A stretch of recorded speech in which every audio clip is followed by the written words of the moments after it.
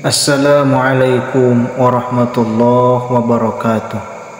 Hamdan wa syukran lillah, amma ba'du. Ikhwani fillah yang dirahmati Allah subhanahu wa ta'ala dimanapun kalian berada, semoga Allah subhanahu wa ta'ala selalu memberikan kepada kita kesehatan jasmani dan rohani, kesehatan lahir dan batin. Ikhwani fillah, untuk mempersingkat waktu, Al-Fakir di sini akan menjelaskan tentang posisi tidur yang dianjurkan oleh baginda Nabi Muhammad SAW dan posisi tidur yang dilarang baginda Nabi Muhammad SAW. Tidur merupakan suatu kebutuhan bagi manusia, bahkan menjadi bagian penting dalam siklus kehidupan. Tidur bermanfaat untuk mengistirahatkan berbagai organ tubuh yang terus-menerus digunakan, serta untuk pertumbuhan dan memelihara. Kualitas tidur seseorang memiliki dampak yang penting dalam kehidupan sehari-hari. Misalnya, jika seseorang mengalami gangguan tidur atau waktu tidur yang kurang, maka itu akan menyebabkan seseorang kehilangan produktivitasnya hingga mengalami penyakit tertentu. Dalam Al-Quran, Allah Subhanahu wa Ta'ala berfirman dalam surah Ar-Rum, dan di antara tanda-tanda kekuasaannya adalah tidurmu di waktu malam dan siang hari, serta usahamu mencari sebagian dari karunia-Nya. Sesungguhnya pada yang demikian itu benar-benar terdapat tanda-tanda bagi kaum yang mendengarkan. Sesungguhnya pada yang demikian itu benar-benar terdapat tanda-tanda bagi kaum yang mendengarkan. Menurut pandangan Islam, terdapat anjuran mengenai posisi tidur. Nabi Muhammad SAW memberikan penjelasan secara khusus yang tertuang dalam satu hadisnya. Jika engkau hendak menuju tempat tidur, maka berwudulah seperti engkau berwudu untuk sholat. Kemudian berbaringlah di rusukmu sebelah kanan. Namun selain bertumpu pada bagian kanan tubuh, Rasulullah SAW juga menganjurkan umat muslim untuk tidur menghadap kiblat. Hal tersebut juga dilakukan oleh Nabi terakhir kita. Ini berarti jika melakukannya maka tergolong sebagai sunnah.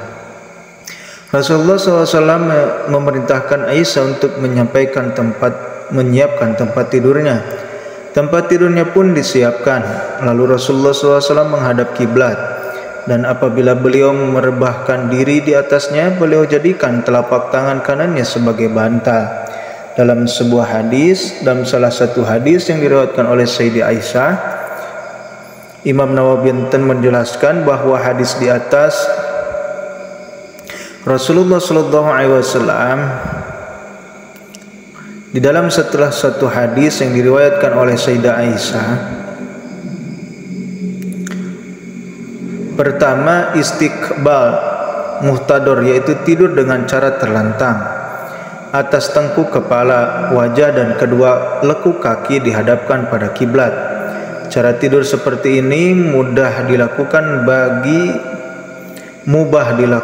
bagi laki-laki dan makruh hukumnya bagi perempuan. Cara kedua adalah cara tidur yang sunnah untuk dilakukan, yaitu tidur dengan bertumpu pada tubuh bagian kanan, sebagaimana posisi orang yang meninggal di liang lahatnya. Tidur dengan cara ini juga menghadapkan wajah dan bagian depan tubuh ke arah kiblat.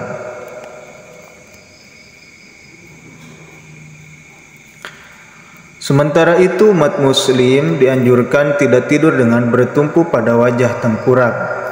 Maksudnya tengkurap, karena tidur seperti itu merupakan cara tidurnya setan, sehingga hukumnya adalah makruh. Ibnu Qayyim Al-Jauziyah dalam Zadul Ma'ad membuat salah satu bab berjudul posisi tidur yang paling buruk.